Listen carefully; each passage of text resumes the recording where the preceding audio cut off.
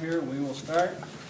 Ladies and gentlemen, would you please stand and recite with me, I pledge to our nation and our flag. I pledge allegiance to the flag of the United States of America and to the republic for which it stands, one nation, under God, indivisible, with liberty and justice for all. Remain standing for our prayer, please.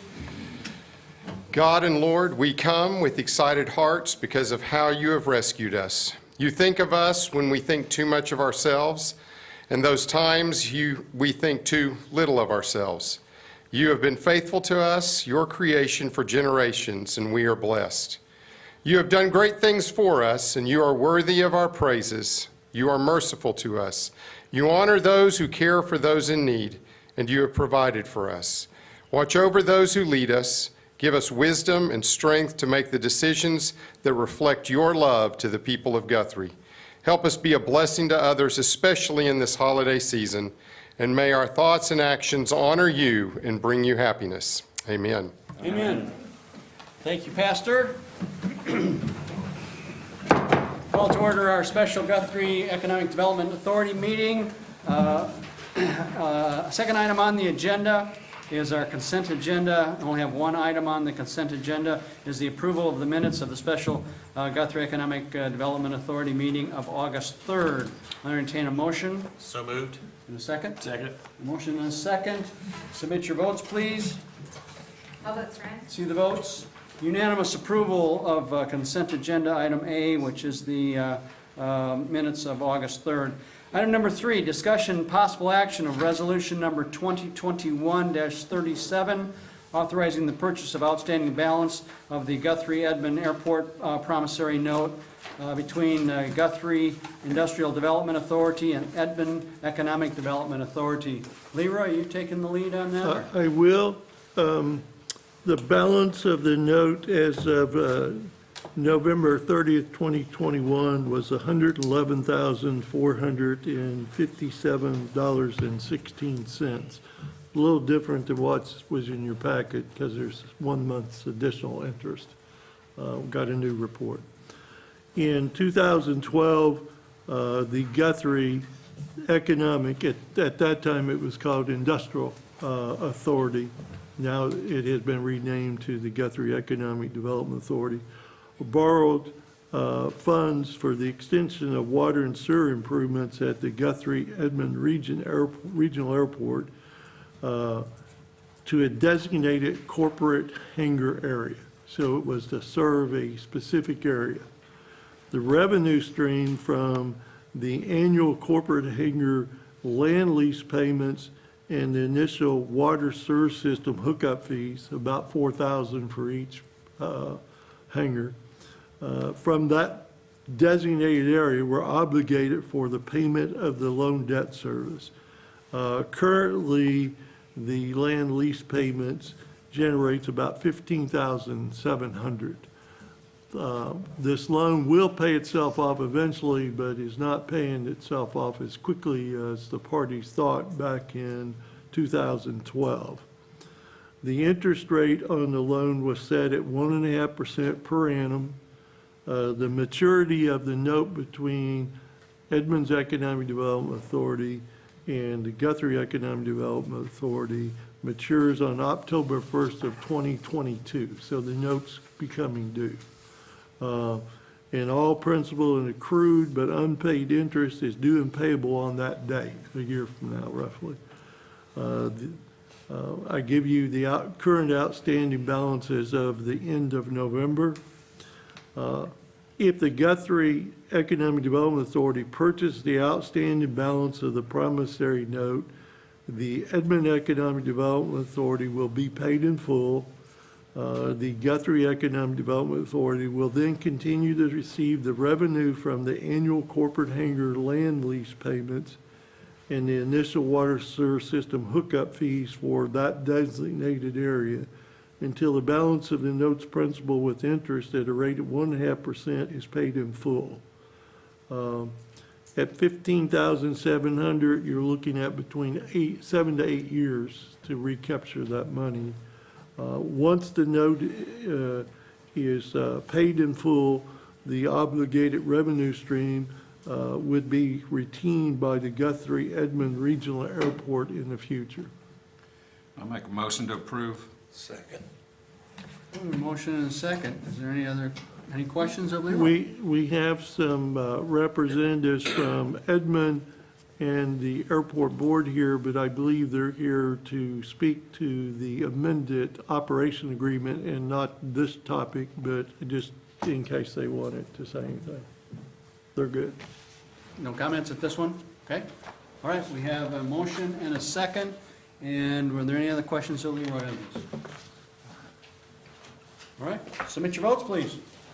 All votes are in. See the votes. Unanimous approval from those present to approve Resolution 2021-37, the promissory note. That being the last item on our agenda for the Guthrie Economic Development Authority meeting. It is adjourned. I call to order our Guthrie Public Works Authority meeting. We have second item on the agenda is public comments, community announcements, recognitions. Do we have anything listed? None. No, we don't. Third item on the agenda is the consent agenda, items A through E. A is the approval of the minutes of the Public Work Authority meeting of November 16th. B is the approval of our 2022 calendar year schedule of regular meetings. C is the approval of the award of an RFP number 2021-07, auditing services from Elfrick and Associates. D is the approval of the contract between the City of Guthrie Public Works Authority and NORP, N-O-R-P-S, for information technology and consultation services. And E is the authorization to purchase a hydro stop machine, a trailer with a trash pump, and 5 blue-white chemical pumps. I'll entertain a motion to approve the consent agenda items. So moved. In a second? Second. We have a motion and a second. Any other discussion or questions? Hearing none, submit your votes. All votes are in. See the votes. Unanimous approval from those present to approve the consent agenda items A through E. Item number 4, discussion and possible action to approve an amendment to the 2019-2024 joint operating agreement between the Guthrie Public Works Authority and the Edmond Public Works Authority. Leroy, take the lead. Yes, sir. The City of Guthrie and the City of Edmond initially entered into an airport agreement in July of 2004 that ran through June 30th, 2009.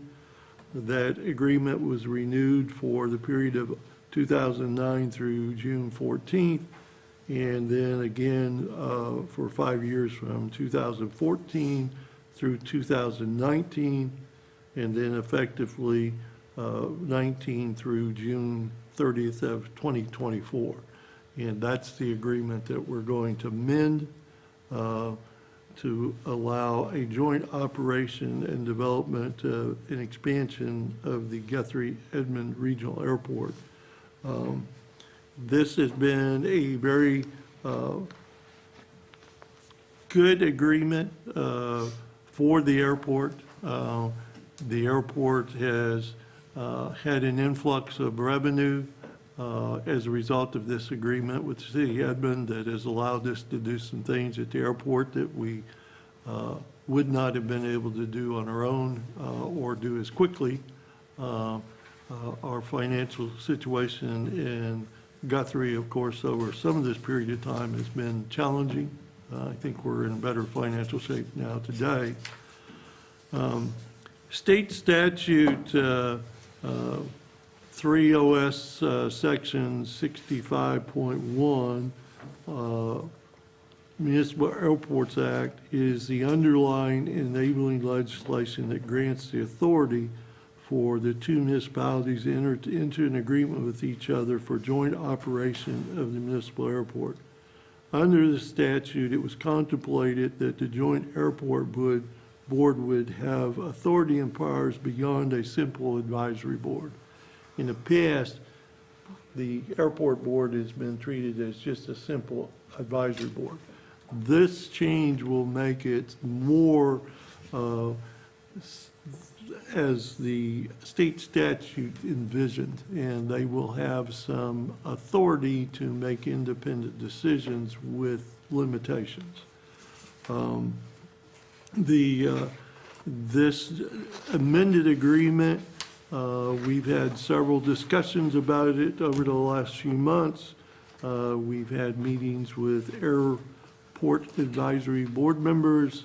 We've had meetings with the city of Edmond. We've had group meetings. So this has went through several generations to come up with this agreement. We think we've reached something that is beneficial to both communities and the airport going forward, that will provide some additional stability to our airport more long-term, give the airport board more authority to make decisions relative to airport within the limits set by that state statute. Part of giving the additional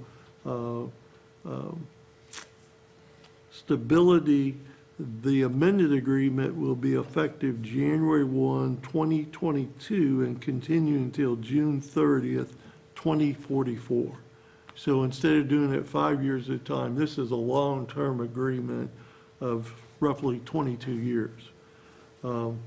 Termination, this amended agreement may be terminated prior to expiration of the term of the agreement, 2024, by either party without cause by providing written notice of at least 3 years in advance of the proposed termination date.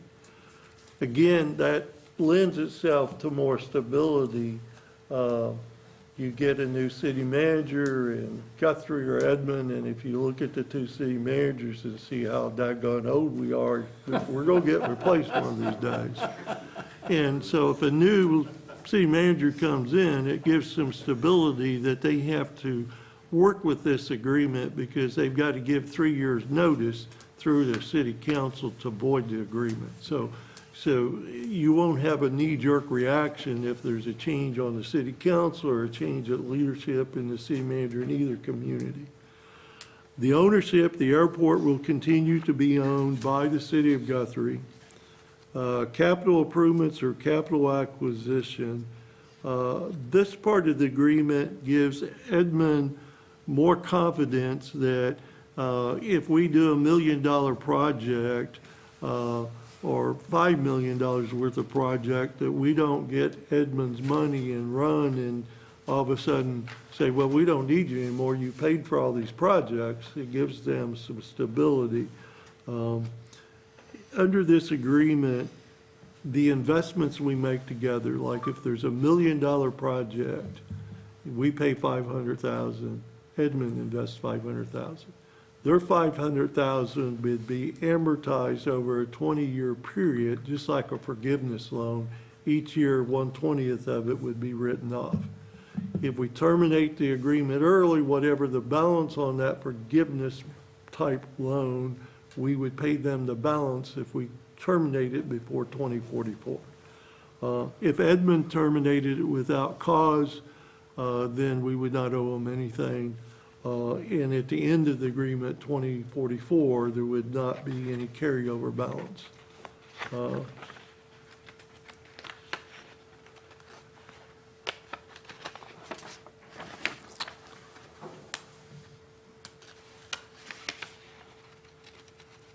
some reason, there we go.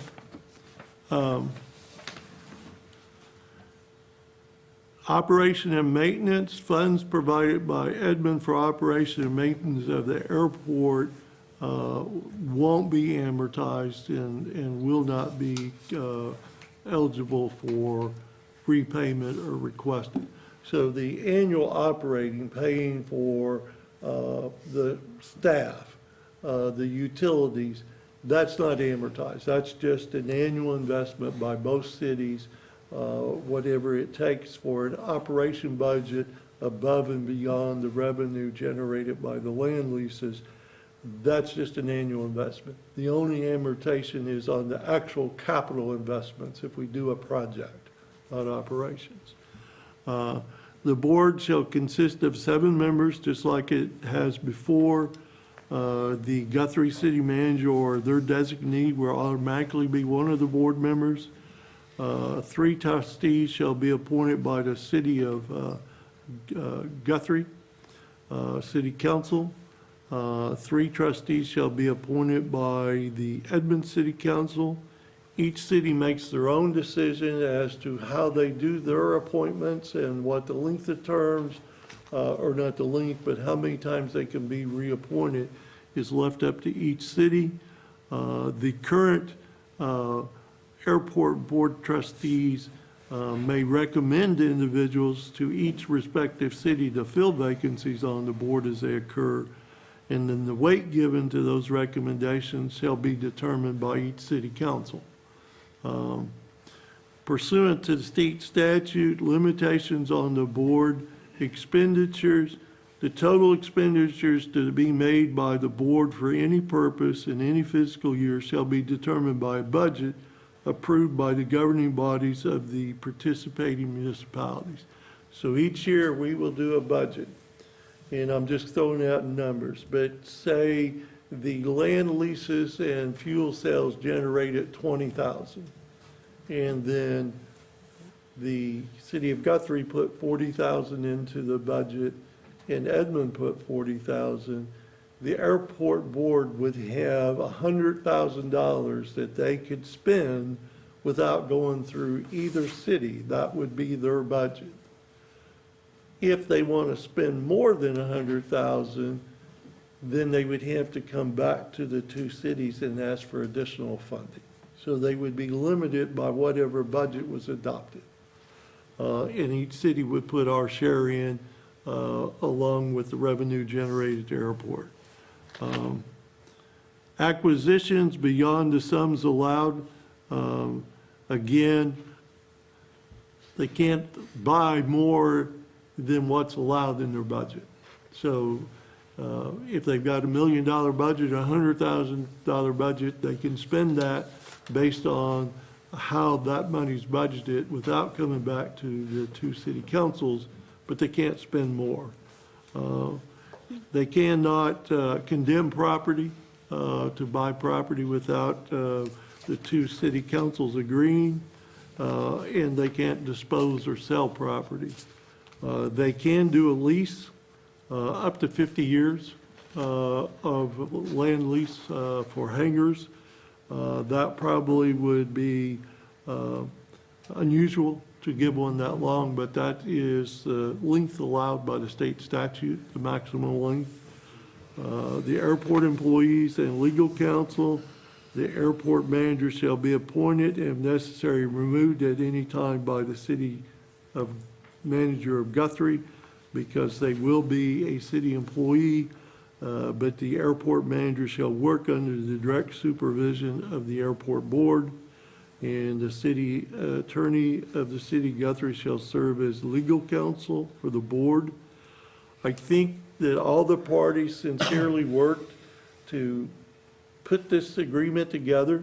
I'm sure over the next 2 years we will realize, just like when they wrote the U.S. Constitution, you know, they had to amend it periodically a few times. I'm sure we will probably we'll run into things we didn't think about. We may have to tweak this, but I think this is a sound structure to move us forward. And city staff recommends that you adopt this amended agreement. And I think we have a city manager from Edmond and at least 2 of our airport board members here that may want to make comments. All right. Thank you, Leroy. We do have some esteemed visitors with us. We have representatives from the board itself, I think, 2 or 3. Yes, sir. Brad, you want to come?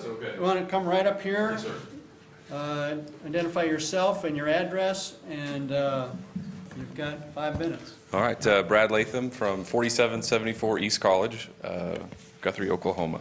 I'm the chairman of the airport board, and I don't think that anybody could say that this was put together in a hastily fashion.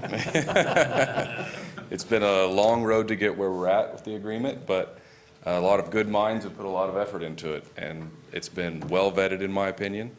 There's a lot of good things in there for, like Leroy said, the city, both cities, and the airport, and the people that use the airport. So I don't want to get real into the details on it. I'd be happy to answer any questions, but I just want to say that myself and the airport board has spent some time looking at it, and we are in full support of the document as it stands. Okay, Mr. Latham. Any questions of Mr. Latham from the council? All right, thank you. Appreciate it. Brad? Anybody else from the airport board that would like to speak? You don't have to.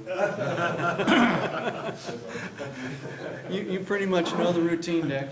Hi, I'm Dick Godd. I'm a resident of Edmond, 1608 Hazelhurst, and board member.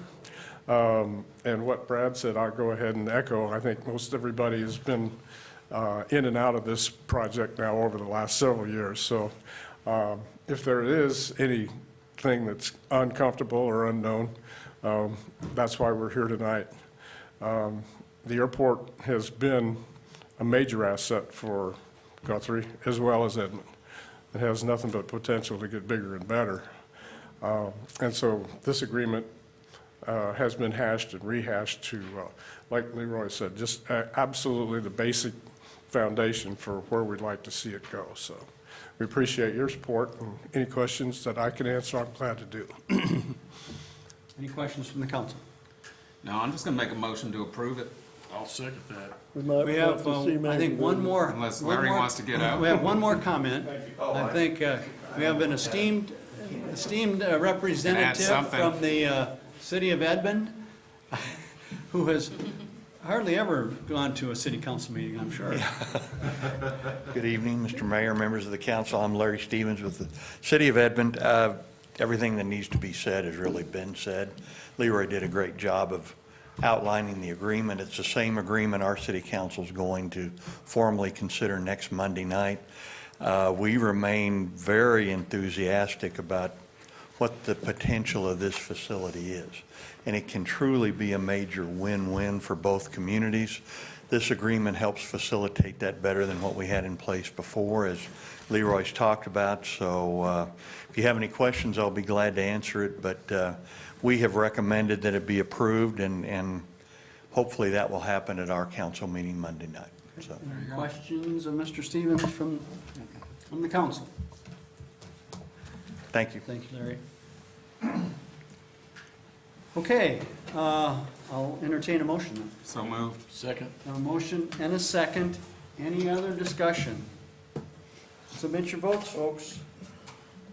All votes for in. See the votes. Unanimous approval from those present to approve the amendment to the 2019-2024 Joint Airport Operating Agreement. All of us agree, everybody I think in this room agree, that the airport is certainly a gem for both of our communities. We all want to see it grow. It's a part of our future. And I think this agreement, this amendment to the agreement, certainly helps the stability, the longevity of a partnership that has been a really positive partnership for a long number of years. So just another step forward, a good one. Let's see, item number 5, discussion possible action to the Guthrie Solid Waste.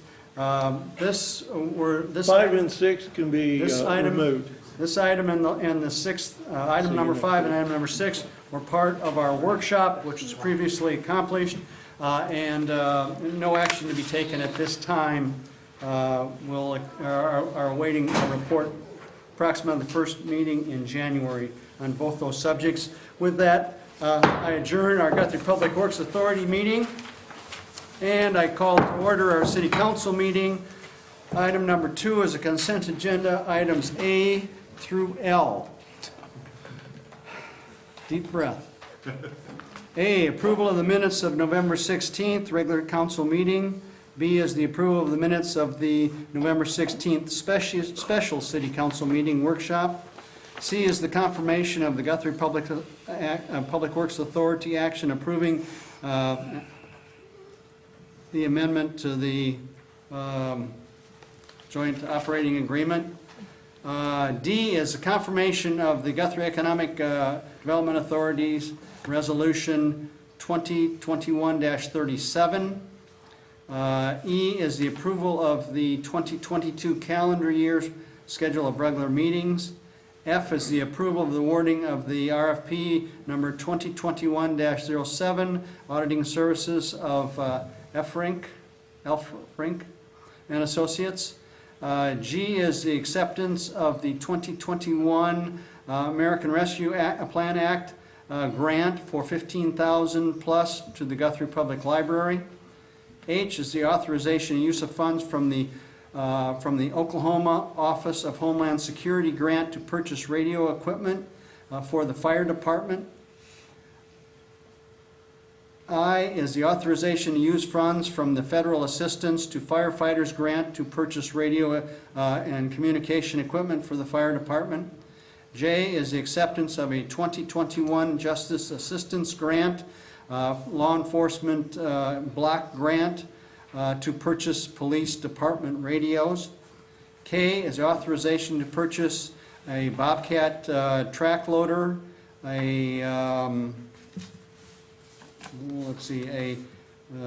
2023 International Tacoma street sweeper, and an auto crane.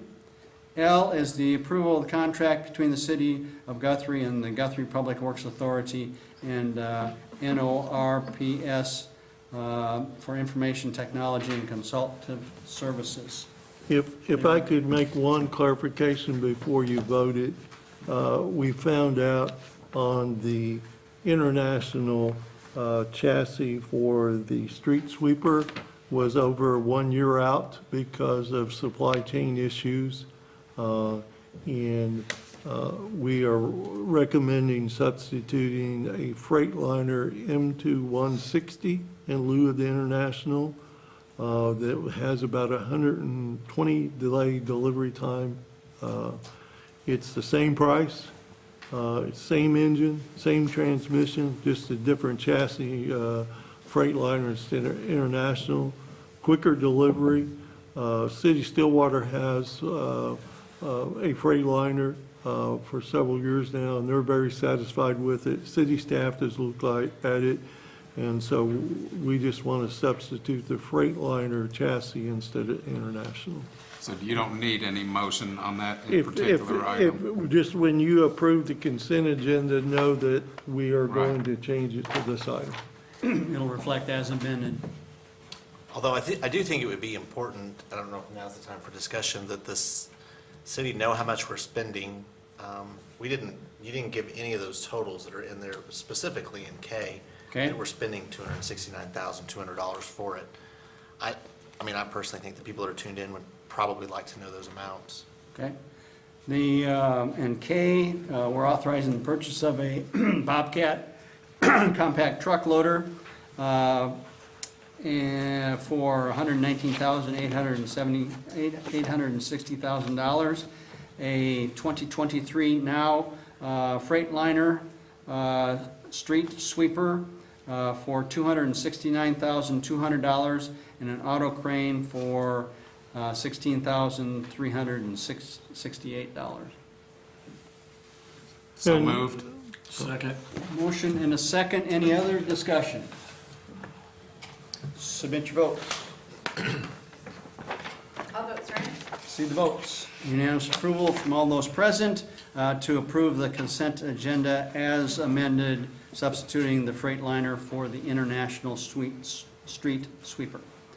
Item number 3, discussion possible action to approve resolution 2021-38, authorizing a grant application for the with the EDA requesting funds to construct the Oklahoma State Certified Film Soundstage. You, Leroy, are you doing it? We are going to switch up on you a little bit. I am going to make a presentation on item 4 and item 6. After we did the agenda, it seemed to make more sense if we put the industrial part first and then do the soundstage second.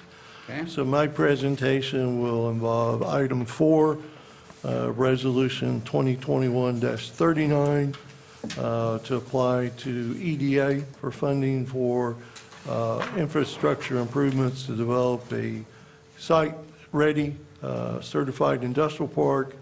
And item 6 will be resolution number 2021-41, same project, but just a different source of funds. We're applying for the same projects under 2 different pots of money.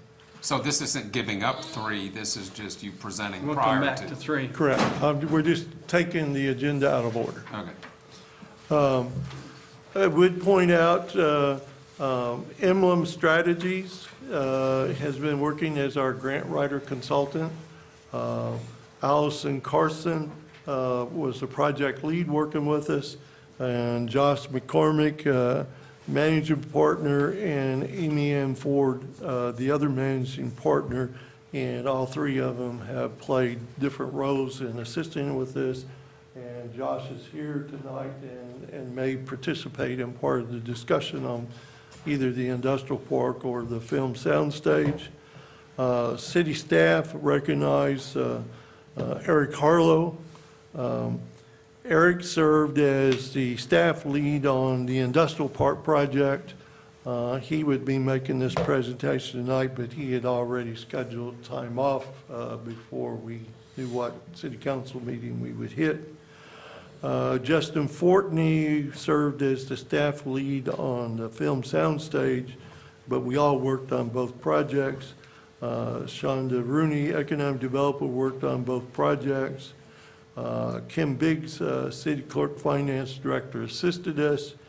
Shonda and Kim could have either one served as staff lead on either one of these projects, but while we were putting these together, Shonda was tied up.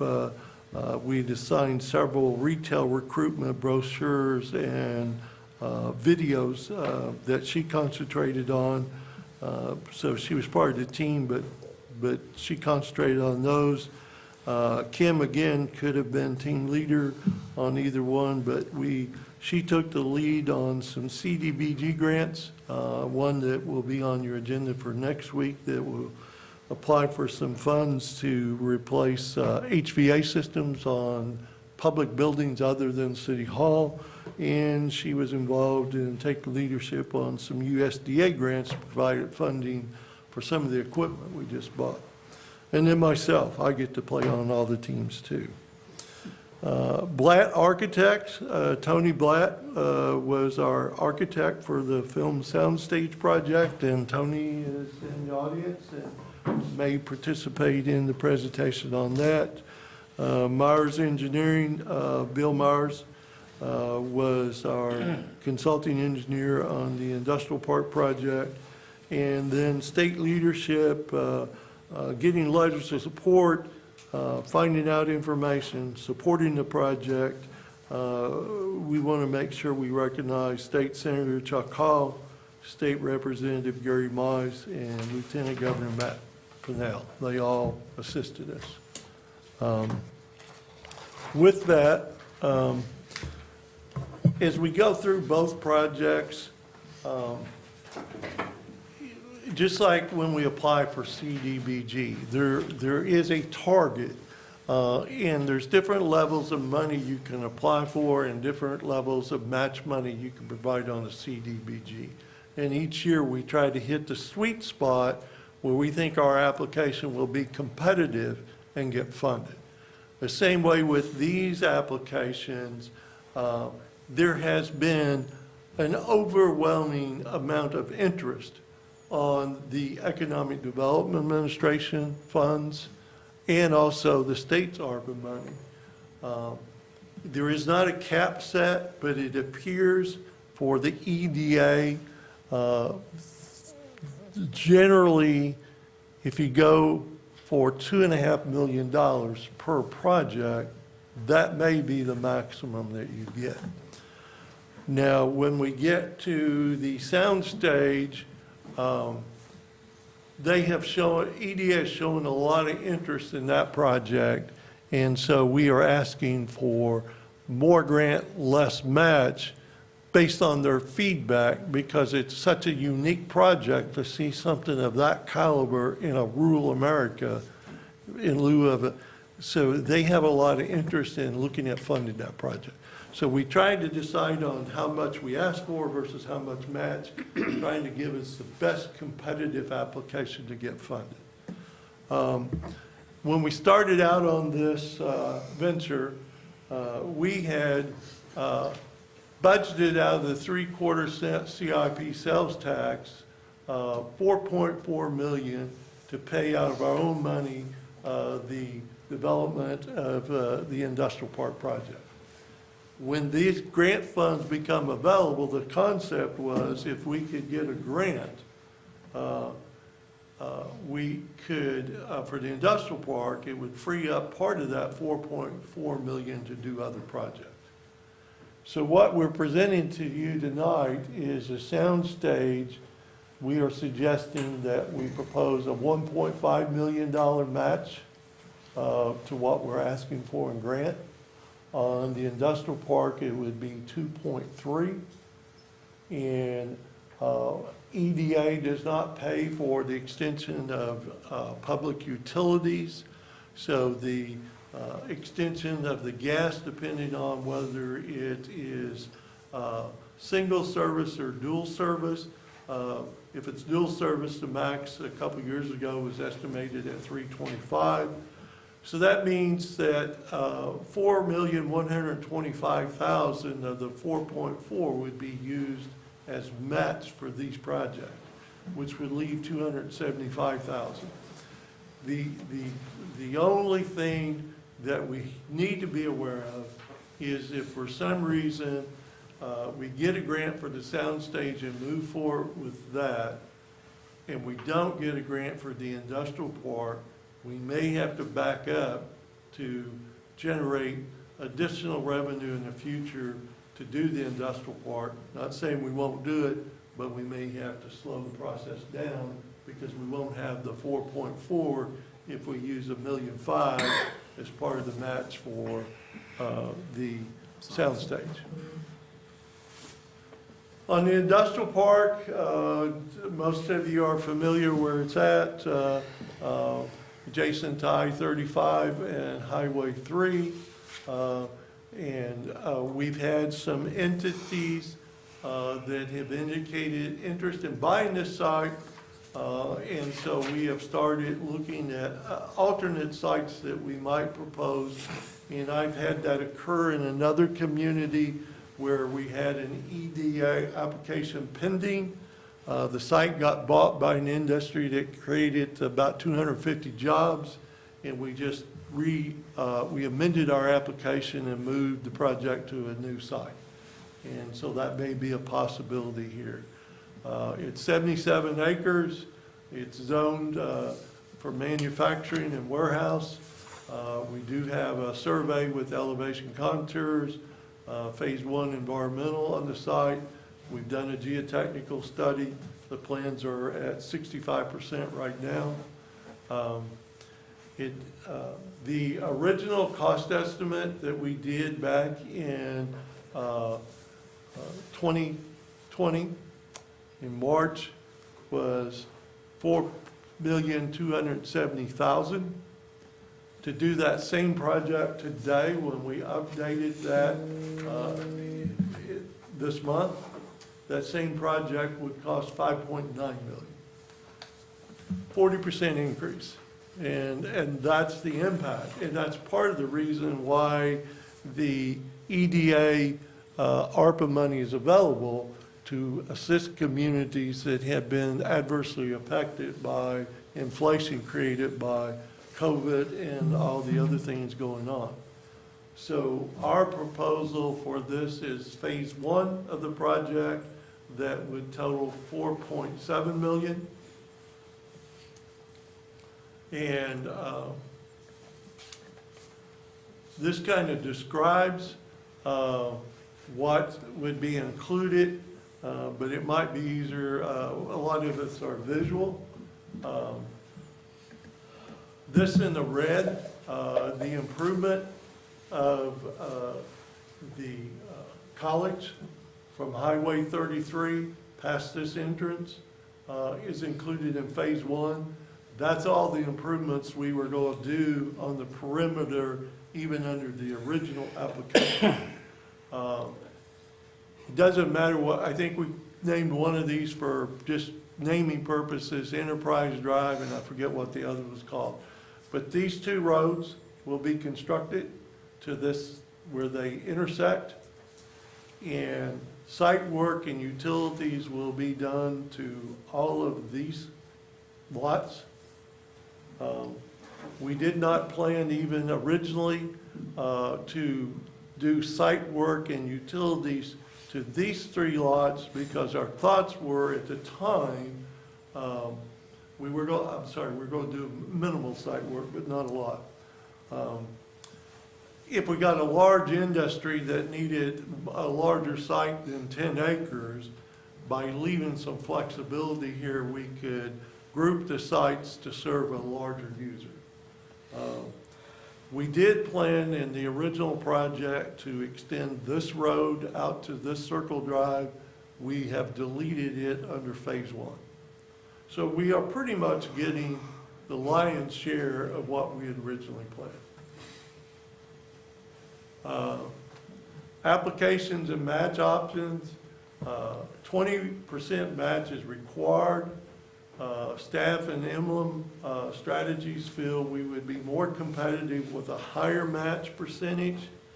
And so staff is proposing 52% grant application, 2.5 million, and a 48% match in lieu of a 20%. We think we're going to have to be that competitive in order to have an opportunity to be considered for the grant. So we would put 2.3 million of local funds into the project if awarded. The industrial park is designed would meet all Oklahoma Department of Commerce requirements for Oklahoma site-ready program certifications. A lot of industries, when they look at sites, they look for sites that have been certified as site-ready by the Department of Commerce. We will be able to apply and receive that certification. In visiting with the Oklahoma City Chamber, we have a multi-county regional partnership. They have written us a letter of support documenting that there has been a historic lack of intermediate to large-size industrial sites in the greater Oklahoma City metro. You can't find many 80-acre industrial sites. The proposed industrial park site is well-suited in proximity to Interstate 35, which allows ideal access to both employers and truck transportation. Both the city of Guthrie and our Oklahoma City partnership feel that we have lost numerous opportunities for job creation, investment over the last few years due to a lack of appropriate industrial sites, and ours could help fill that need. And with Guthrie's proximity to the population center of the Oklahoma Metro, it gives us several advantages to companies looking for an appropriate site. So what Resolution 2139 will authorize us to complete and submit a grant application to EDA requesting 2.5 million and committing a match of 2.3 million, or 48% of local funds, to develop an Oklahoma State site-ready shovel-ready certified industrial park on the city-owned property. Resolution, there are state ARPA money, and so we're going to apply to two pocketed funds. Resolution number 2021-41 is the exact identical project that I just went over, but we will be applying to the state for their ARPA money, and hopefully if we don't get funded by EDA, we have a chance to get funded through the state ARPA funds that they are distributing now. One thing to bear in mind, just like the EDA ARPA funds have become very competitive. Everybody's woke up and are applying for all this money. There was an article came out yesterday on the state ARPA funding. They already have $7 billion in requests for the $1.8 billion of funding they have. So it's going to be very competitive. But some of the projects are not providing any match. They're asking for 100% funding. Some of the projects are more, ours is more robust and can show a definite opportunity for creation of jobs. So we think we have a competitive application, but it will be very competitive. So be glad to address any questions, but as I indicated, my presentation was on item 4 and item 6 on your agenda. And once we address questions, we would recommend that you adopt those two resolutions, number 39 and number 41. Questions, Leroy? Okay, I will, this is on item number 4. I'll entertain a And motion. 6, right? And 6, right? I want to do 4 both and of them 6. together. 4 and 6. Let's do 4 first. Sure. So I'll entertain a motion on that resolution. Second. Any other questions? Submit your votes. All votes are in. See the votes. Unanimous approval from those present to approve resolution 2021-39. Now item number 6 on your agenda, which is moving towards the state money. Same presentation, same focus. I'll entertain a motion. So moved. Second. A motion and a second. Any other discussion? Submit your votes. All votes are in. See your votes. Unanimous approval from those present to approve resolution 2021-41 for that ARPA money. Thank you, and Justin will make the presentation on these. All right, Justin, and you're going to move back up to item number 3. Yes, sir. And I'll tie in item number 5 as well. So two different resolutions about the same project. Talking about the soundstage project, we focused on the 8.3 acre site adjacent to the airport. The purpose of this soundstage would be a dual purpose of commercial production as well as a learning lab for the new film academy there at Meridian. The proximity of Meridian's new campus to this soundstage location would be pretty fantastic for both of those entities to work together on a pretty consistent basis. Not only will it have a dual purpose, it will also meet the state criteria for a state certified soundstage. To start with, we'll go back a little bit in terms of just the rationale for why we would invest in something like this. It really just boils down to job creation and private investment. Since about 2012, we've seen a pretty consistent rise in jobs and investment in the film industry in Oklahoma. Fiscal year 21, the state has estimated that about 10,000 jobs have been created just in that year, $161 million of investment in that industry. And just before our meeting, I saw the updated numbers for '21, and that's actually jumped up to about 11,000 jobs and 170 million. That 170 million, about $107 million of that was just for local wages. So that money was spent on hiring Oklahomans. I'll get into the state incentive package in the next slide, but in order to qualify for the state incentive, they have to spend money on hiring Oklahomans to work on these films.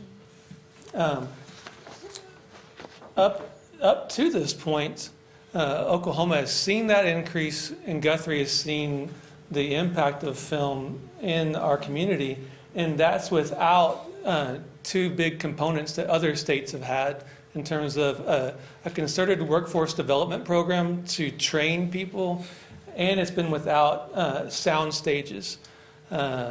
California, New Mexico, and Georgia have really, they've been ahead of Oklahoma for a long time, basically because of those two things, workforce development and sound stages.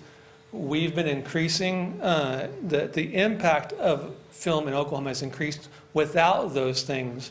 And in order for us to compete with those other states and take that next step, whether it's the state of Oklahoma or the film industry, both of those entities for a couple of years now have said, if Oklahoma wants to take that next leap and make this something that competes with those other states, workforce development, sound stages are those two things that have to be added.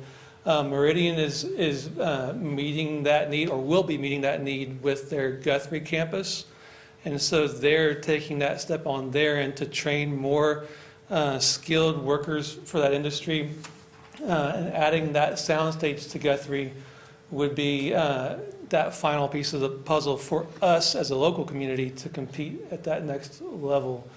When it comes to the state incentives, this newest round of legislation, SB 608, Senator Hall, our senator, really went to bat for rural Oklahoma in that last piece of legislation, to where it's not just an incentive that benefits Oklahoma City and Tulsa. So in this newest round of legislation, cities the size of Guthrie see and can get production companies an extra piece of rebate percentage. Counties the size of Logan can see another percentage increase. Films that produce multiple, or production companies that produce multiple films or television shows within a certain period of time get another bump. The last piece of that incentive puzzle is if production companies use a soundstage. So if Guthrie added a soundstage to the rest of these pieces, we could reasonably say that we would be more competitive than maybe any other community in the state, because of the size of Guthrie, the size of Logan County. We've already seen companies that are making multiple movies in Guthrie within that calendar period. Adding a soundstage to the mix means a production company could theoretically see a bigger incentive rebate from the state than filming maybe anywhere else in the state. So this is an opportunity. The soundstage production or soundstage construction gives us the opportunity to be incredibly competitive in a growing industry in the state. Jumping to what this is, what in the world is a soundstage? Again, we're looking at this 8.3 acres next to the airport. In terms of what the size of building we're looking at, the state criteria to meet their certification is a minimum of 7,500 square feet of filmable space.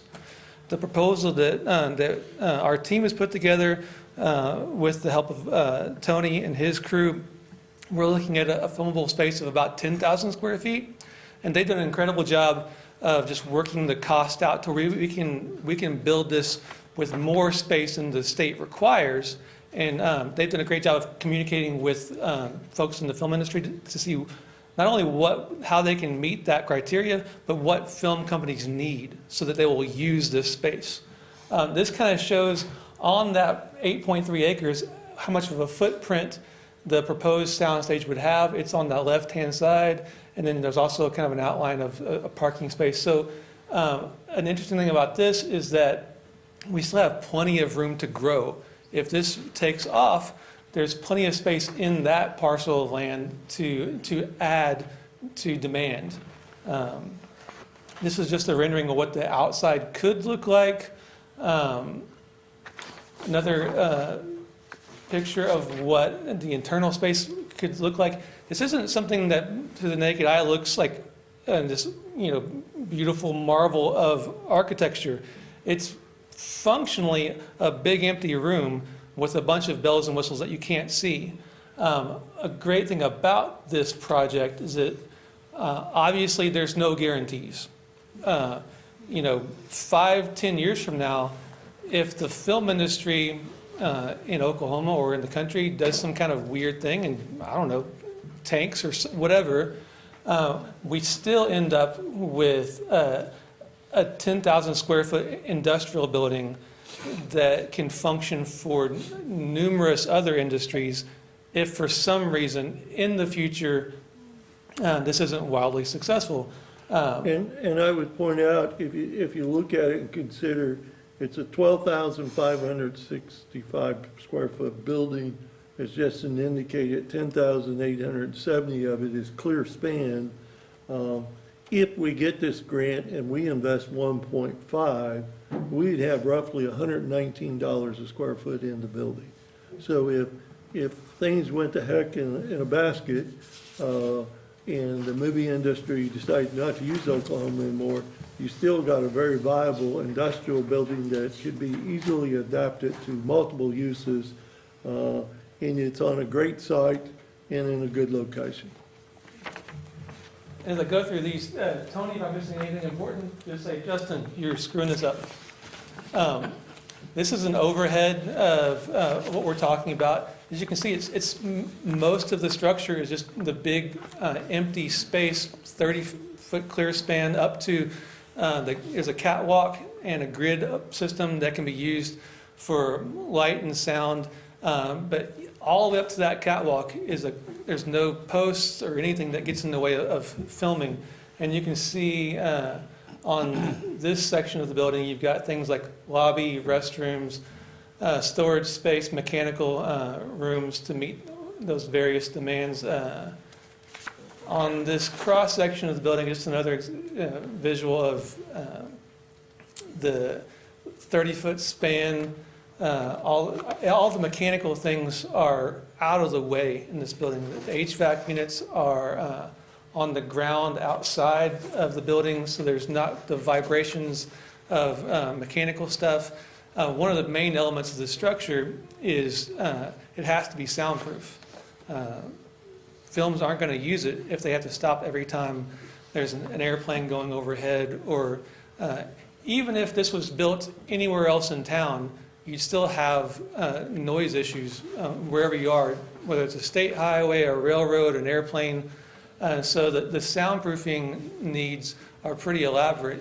Even from state standards, in order for it to be a state certified soundstage, it has to meet certain soundproofing criteria. So that was a big part of what Tony and his crew have added into this design. 10,000 square feet of filmable space, soundproofing, 30-foot clear span. Those are all things that if we want it to be a state certified soundstage to meet those incentive criteria, have to be included. In the proposal in your packet, you've got Blatt Architects' entire proposal from the architect side of things, and it goes into a lot of the details of the cost estimates of individual items of the construction. The total cost is that 4.9, and then Leroy's already talked about how staff is recommending that breakdown of asking for 35 or 3.5 from EDA, including the 30% match or 1.5 million out of local funds for the matching amount. A little bit different scenario with the two resolutions. We have Resolution 2138, which is submitting the grant to EDA. 2140 that we are recommending submitting to the state's ARPA portal, we're requesting $750,000 out of that pot of money to offset some of our matching funds. So the $750,000 that we're wanting to apply for from the state portal, if we receive it, that would reduce our matching amount in half. But still, the same exact project being submitted to both funding opportunities, but the state version would be to reduce our out-of-pocket costs for matching amounts. So on the state portion of it, then that's a non-matching for us, just like Leroy was talking earlier on the 8 billion that's already requested, right?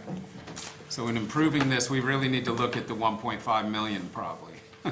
Right. Definitely, we will commit 1.5. That's what I'm saying. And if we are fortunate enough, the state provides money for half the match, Right. that would reduce our commitment at that time in half. What we'd like to do at that point is the next building that we would need to serve the film industry is a shop building where they could actually build sets and then just roll them into. And so if that $750,000 becomes freed up, we would look at maybe investing that money in doing the next step of the project and do a shop building where they could build sets and those kind of things. But realistically, I guess what I was saying is that we're already looking at the economic development side on the state side as well. Yes. And so, when we're doing a match on that one, so all I'm saying, I'm for the soundstage, 100%. I'm just saying that we have to be prepared to just look at the 1.5 million. Correct. And approving that thing and not Correct. even worry about the 750, because that's probably gonna go somewhere else. Yes, but it would be gravy. It'd be great. Well, then make your motion. I make a motion to approve. Second. This is on item number 4, or I'm sorry, item number 3, And 5. which is we're doing one at a time. Okay. 3, which is the EDA grant. That's what your motion was, Brian? Yes. And your second. Yes. Okay, any other discussion or questions of Justin or Mr. Blatt, or? Okay, hearing none, submit your votes. All votes are in. See the votes. Unanimous approval then to approve Resolution 2021-38. It has to do with the EDA grant for the film stage. Now, moving to item number 5, this is the state money and Resolution 2021-40. Also entertain a motion. Let me ask a quick question on that one before we vote, actually, again, on that. How does that affect our economic development grant that we're putting in multiple grants within the same fund? The state ARPA money is kind of a black box that you really haven't been figured out yet. But my understanding, a lot of these projects, like we are talking a minute about applying for money for some water main improvements. That may be a designated pocket of the 1.8 billion. Right. Economic development may be a different pocket. So our different applications may be competing for different pockets of money, not competing against each other. But we don't fully know that because nobody exactly knows how they're going to work the process yet. It's still somewhat in refinement stage. Yeah, I'd just hate to see us lose out on one because we've got multiple ones within the Correct. same fund. But they're going to approve the one they like best, Right. no matter what. Okay. Okay, I'll second. we had a motion and a second. Yep. Any other questions or discussion? Submit your votes. All votes are in. See the votes, unanimous approval from those present then. Thank you. To approve Resolution 2021-40, the state ARPA money for the film sound stage. That moves us to item number 7, discussion possible action to approve Resolution 2021-42, authorizing the submission of a grant, ARPA money for the replacement of antiquated existing water distribution mains. Leroy, are you taking that? I am. Okay. I visited with Senator Hall, who is one of the 24 members of the legislative committee, along with the governor that's overseeing the state ARPA money. And he indicated to me that his thought would be this $1.8 billion will be divided into pockets. And one of those pockets would be water and utility infrastructure. And his thoughts would be that if we submitted an application where we did a 50-50 match, because so many communities are asking for 100% funding, that if we did a 50-50, we would be pretty attractive and competitive in pursuing those monies set aside for water infrastructure.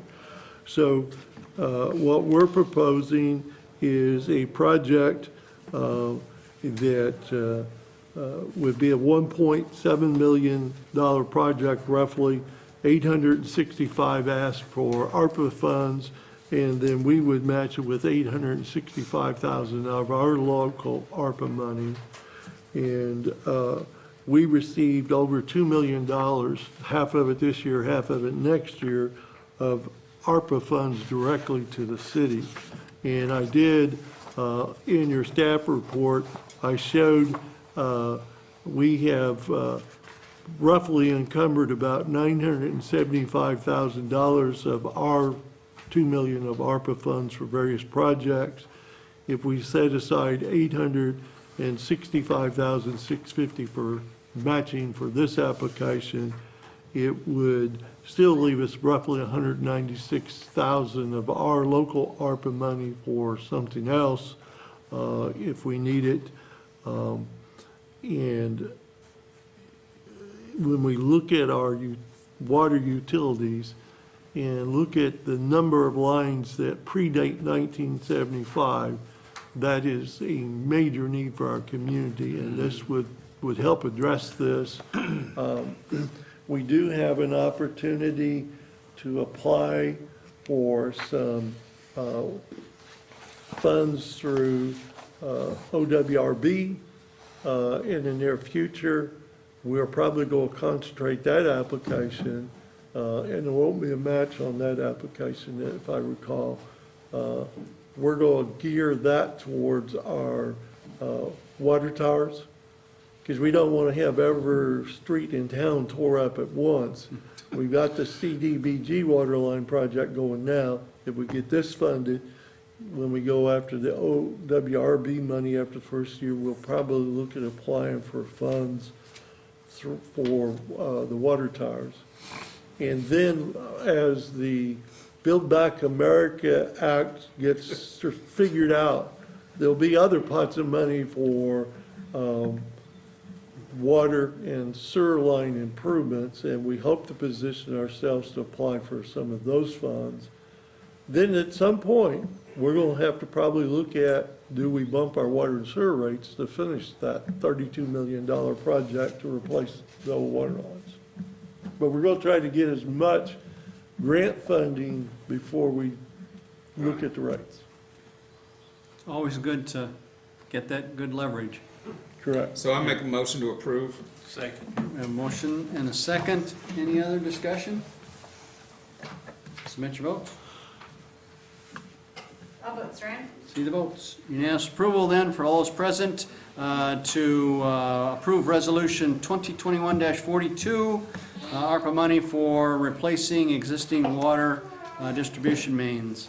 Item number 8, discussion and possible action to adopt and approve ordinance number 3363, requesting a rezoning of 20 acres of property from R1 to R2 PUD. Dan? Thank you, Mr. Mayor. This property is located south of town. It's off of Forest Hills Road. They have a 20-acre parcel currently zoned R1. The applicants are currently building a single-family residence there, and they want to have what our code is defined as a group reception center. They want to have wedding receptions and that out there on that 20 acres. Currently in R1, it's not an allowed use. It is an allowed use through a special use permit in R2. So we went the route of doing the R2 planned unit development. That way they can get the use, but we don't have to worry about multifamily and all types of other development popping up on the acreage. If there's probably ever an acreage that this is most suitable for in town, it's probably this one. Not a whole lot of development in the area. You saw my staff report about all of the stuff with the PUD. It meets pretty much everything. There isn't really any issues from our end. And just to clarify, the development plan would have a 3,626 square foot building, and they're looking to have around 200 people at most at any given event. And again, given the size, they have more than enough for parking and accommodating and probably not being a bother to any of their neighbors. The Planning Commission had recommended approval of the application 3.0, and the only condition was just a standard condition that development would have to comply with the submitted development plan. So moved. Second. Did you get any, you sent out notices, I assume, to? That is correct. There was Jason? nobody at the No- public hearing, and there were no written notices or even any, honestly, residents that had questioned it. Okay, all right. And we have the applicants here? Yes, they are here if you do have any questions for them. Okay, we have a motion and a second. Any other questions? Mr. Mitchell?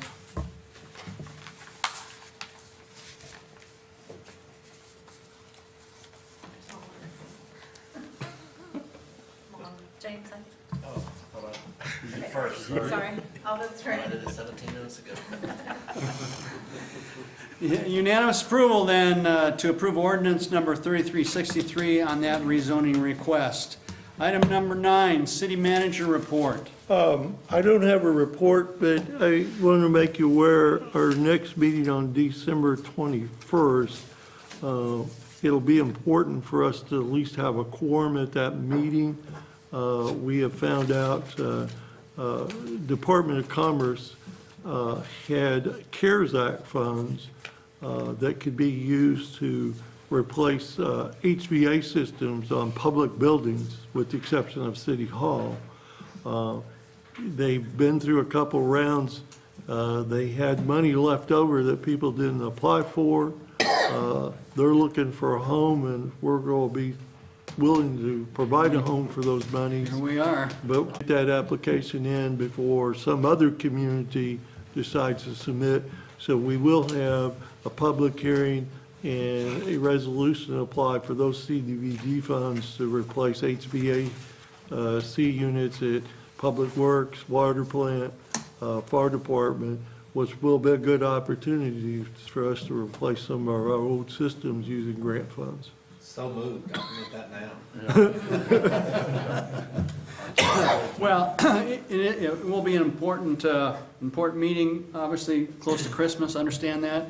So just get it on your calendars right now, see if we can make sure that we have a quorum for that. And I would point out, I think our city staff working as a team, in the limited staff we have, we've done about as good a job of tracking the federal and state grant money as I know how we can do. So I think our staff is doing a yeoman task.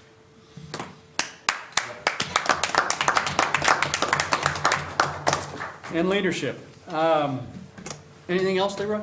No, sir. Okay, item number 10, comments from members of the city council. Councilman Williams. No, I think you're right. Talking with Kim, they said this is the normal time of year they start to slow down, but in trying to capture these funds, they've been even more busy than ever, so I commend you all. Thank you. Councilman Taylor. I agree. Thanks, staff. I mean, all you guys, I mean, everybody worked on this. This is outstanding the way it's all set up. This is a great way to move Guthrie forward, and so I think it's great. Councilman Long. We had our first Victorian walk this last weekend, and we couldn't have asked for better weather. And our second one's coming up this coming Saturday, so I hope those that didn't attend last weekend will be able to attend this weekend. I think Pastor Frank is in charge of weather. Okay, well. I know who he is. If you'll make a call. The other thing is I want to recognize the owners of the Gray Brothers building. They redid their lights this year, and it just looks amazing. I went through and looked at some old pictures online, and when you look at the Guthrie Victorian Walk, there was a time in which every building downtown was lit up. And that's not the case anymore. And boy, seeing the Gray Brothers building really illuminates how magnificent it would be if we did that once again. When we talk about why aren't people coming, well, I don't think that we put the effort into our downtown as what we have in the past to keep those people coming in numbers. And so I don't. It doesn't need to go on an agenda item, but I'd love to see the city do some type of ordinance that if you own a downtown building, it must be lit up in our codes. Is that by striking a match or? Preferably not. I mean, I think that I'll be loved by some and hated by others, but nonetheless, all of these buildings have some old lights on them that were lit up at one time, and they need to be lit up again. So some pressure needs to be put on some building owners to make that happen. Amen. That's all I got. Amen. Amen. Good. Councilman Bothroyd. Nothing tonight. Councilman Channel. Another event that James neglected to mention, the weekend after this weekend, there's also another Christmas event in the Flats. They're having, I don't know what all, fireworks and a parade and all of that. So there's 2 weekends before all the celebrating is over. And then the next weekend is the big celebration.